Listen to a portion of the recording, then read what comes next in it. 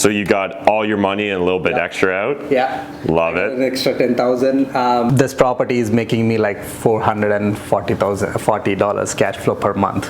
Okay. Based on the current comps, minimum will be 300. Any tips for the audience on how to find good tenants? Yeah, sure. Actually, find the right property management. I pay for gas, I pay for water, I pay for insurance, I pay for property taxes, and repairs and maintenance. Today we're going to be talking about Windsor Duplex. That's a BRRRR project that my buddy Aditya did in Windsor, Ontario. He's going to break down for us in depth the numbers behind it. I absolutely love catching up with Addy because he is crushing it in the Windsor real estate market. Actually, I met up with him, I guess it would have been about 2-3 years ago now, at a meetup group in Windsor, Ontario. And he was one of the only people to show up. At that point in time, he was just getting into real estate investing. I think he maybe had his principal residence and was looking at buying his first rental property. Since then, he's absolutely crushed it as a real estate investor, as well as becoming a real estate agent in Windsor, Ontario. And he's doing some massive things as an agent. Actually, we've got a whole other set of videos with him breaking down his approach to crushing it as a real estate agent in your first year. But in today's video, he's going to break down for us how he went about doing his BRRRR project in Windsor, Ontario. Smash that like button, hit the subscribe button if you're new to my channel, and let's dive into this video. What is up, you guys? We're back in Windsor, Ontario with Addy again, and we're going to be diving into a BRRRR duplex that he's done here right in Windsor, Ontario. So before we dive into the numbers, do you mind just what was kind of the background on this property? Where did you find it? Was it on market, off market? So this was on the market actually. The property was a bank sale. They listed it for like 129 or something. I went in, made an offer. They had like 6 or 7 offers. Okay. And I didn't get the offer. After a month, the offer whom they picked up, it was high, I guess, but they didn't close or whatever the situation. They came back to me and said, you know, are you still interested to make the same offer? That was my offer. Okay. I said, yeah, sure. Definitely. That's how I got it. And so how did you decide what to offer? You'd mentioned the list price was $129. You ended up going about $12,000 over list. Yeah. How did you figure out what price you were willing to pay on this one? Yeah, so it's all about ARV, right? Like, so this is like almost 1.5 years ago. At that time, duplexes like that property after renovations are selling around $250, $260. Around that price point. So I said, I just did my reverse engineering. Yeah. You know, I'm gonna spend like maybe, there was a lot of work in the basement, you know, some water came out into the basement. It's a lot of mess, but I did my numbers backward. Okay, how much do I need? And I didn't do my numbers because I don't know anything about construction. I got my contractor in, he gave me a quotation. He said, you know what, we can finish this whole thing in $45,000. Okay. Excellent. So what sort of condition was the property in when you walked through? Was there currently tenants there? Was it vacant? Yeah, so sad story is the owner died almost like a year ago. Okay. He was like old guy and he doesn't know, he doesn't have any family or friends or nothing. Mm-hmm. So pretty much upper unit, he used to live there and he had a tenant in the main floor. So that unit was vacant. And the main floor, that there was a tenant living there for free because she don't have any landlord. Oh, okay. And she have a baby, but that place was like horrible. It's in a good shape, but it's like you know, not maintained, right? Yeah. But the basement was rough, like really rough. Looks like they had a sewer backup into the basement, so it's all Gotcha. kind of. He had a unit there actually. Yeah. But that had to be like taken off everything and fix the plumbing issue. Okay. All right. Well, walk us through the numbers then. So purchase price $141,500, closing costs $3,500, and then renovations $45,000. Yeah. Was that the initial budget you had going in? So actually, initially, so my contract said 40,000-ish, but that's including some other additional stuff like redoing all the kitchens, redoing the washrooms.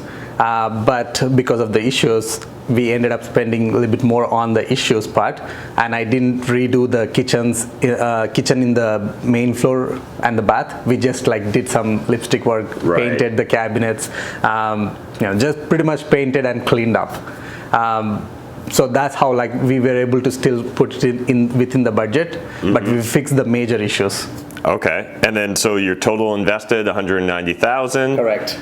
Appraisal came in where you wanted at 250. Yeah. And so do you mind breaking down for the audience, how do you approach the appraisal process? Like, are you showing comps or anything? Yeah, so Pretty much, that's a very good point. Like my previous property, before this one, I tried to do the same thing like BRRRR strategy, but the bank did not appraise.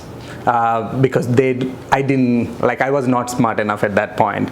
So this time I said, you know what, I used to work with Cassidy. At that time I was not a realtor, and she was my to-go person for everything. So I asked her to send me some comps, and I like prepared a small document saying, here is the property selling, these are the condition. I put some pictures in it, and I'm pretty sure this is what my property worth it.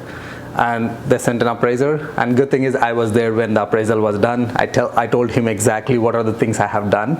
I showed him the whole list. So yeah. And so it's really important when we have the appraiser walking through to kind of explain to him exactly the renovations we've done. Because surprisingly, that same guy appraised the property like few months before. Yeah. So he knows, he remembers how bad it was. So it's always good to tell them how much money, and it's not about the money, probably like what type of work you have done in the project. Yeah. So he understands that, and he knows the comparables. And at that time, the property, I didn't even rented out the property. I first refinanced it because I had another property on contract. Okay. So I have to pull that money out as soon as possible. But I showed him some examples. I had like some screenshots of Kijiji ads, how much 2-bedroom units in that area. Okay. Yeah. So I put that in a document. That's why I think that's the reason why I got what I wanted. Yeah, a lot of beginner investors don't understand the importance of really managing the appraisal process, right? Because if we want to make sure we get our price, we really need to put in the legwork initially. Yeah. Awesome, love it. So now kind of where's the property stand? Refinanced it, 80% loan to value. So you got all your money and a little bit extra out? Yeah. Love it. An extra 10,000. And even still, like after renovation, after refinance, because one of the biggest concern I hear from many people, after you BRRRR, now what if you don't cash flow, or but this property is making me like $440 cash flow per month. Awesome, love it. And so just for the audience's sake, are these expenses, does this include utilities or the tenants pay? So tenants pay for hydro. Okay. There is only one gas meter. In this particular property, there is no two furnaces. So I pay for gas, I pay for water, I pay for insurance, I pay for property taxes and repairs and maintenance. Awesome, love it. And so is this a property you'll just sit on for years, or what's the plan going forward? That's a good question. I've been debating about that from last few months. Maybe I might sell, but so far it's a solid property, like a nice solid brick. I don't mind holding it in a good location like Walkerville area. Nowadays it's hard to find a nice property in that area. So I'm still like debating, because anyways we don't have any money in it, so I don't really mind holding on it, especially what's going on in Windsor right now. I was like, you know what, let me just wait and see, because it's still like moving really crazy upward direction. Yeah, and so this refinance would have been back in? After I got this property in 2018 April, I believe. I refinanced pretty much end of the year. Okay. So what do you figure it's maybe a year later now? Oh, actually, right now it will be 300. Okay. Based on the current comps, minimum, because the properties went up way high. I just saw a listing on the market. It's pretty much close to similar like my property. That's 3-bedroom and 2-bedroom, but mine is 2-bedroom and 2-bedroom, but mine is a nice break. That one is a little bit more modern updates. Mine is like decent updates. Okay. So that listed for 385. Yeah. Oh wow. Yeah. Okay. Yeah. So I'm just waiting to see how much it will sell. Yeah. So that can at least guide me how much my ARV could be. That's exciting. And so rents, have they increased as well this year? Like, would you say is this still market rents, or would you be able to rent it for more now? So that's a good question. Actually, I don't want to increase this year, because they pretty much came in I believe in December last year, so it's not even been a year. One 2-bedroom unit is kind of a little bit smaller. I rented out that for $1,000, and the other 2-bedroom is $1,300. So right now $1,300 is pretty much like market rents for that condition. maybe I might increase like, small amounts, and they're really good tenants. So I don't want to make them go away for like to try to increase the rents. Yeah, any tips for the audience on how to find good tenants? Yeah, sure. Actually, find the right property management, because I don't do that. I don't lease the property, but my property manager, the reason I work with this particular lady, she finds her like either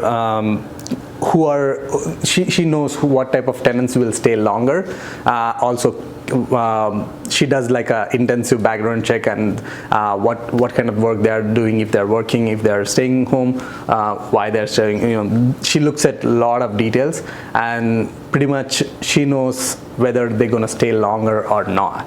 So she picks the tenants who can stay longer, and also the tenants who have a stable income coming in. Awesome, love it. Anything else that you'd want to recommend to the audience before we wrap up this video in regards to BRRRR investing or Windsor? Sure. Yeah, one thing that I've been asked many times, can I find the same price property? Come on, it's been like 1.5 years, and the Windsor appreciation was too much. Like it's almost more than 10%. So. But that doesn't mean you cannot do BRRRR strategy. It's all about like, what's current ARV, and do the reverse engineering according to that. Awesome. Love it, Addy. If people want to follow along with you on your real estate investing journey, what's the best place to go? My YouTube, Facebook, Instagram, all the 3 places, same name, my full name, Aditya Kumar Soma. Awesome. Love it. Thanks, man. Thank you, Matt. Thank you, Matt. Thanks again to Addy for breaking down the numbers on his BRRRR duplex in Windsor, Ontario. Have you guys ever thought about investing in Windsor, Ontario? Or what markets are you currently researching that you want to dive into? Let us know in the comment section. It's also just a great way to network with your fellow viewers of my YouTube channel. Honestly, guys, your network is your net worth. You've heard me preaching about it, but it's so true that I need to say it again. Anyways, if you want to watch more videos with Addy, check them out up here, or check out this playlist that I know you're going to absolutely love. Grab it right there. Until next time, remember, making money is a team sport. There's more than enough money in this world for us to all make it, but if you're not saving it, I mean, like, what's the point, guys? Thanks. Bye.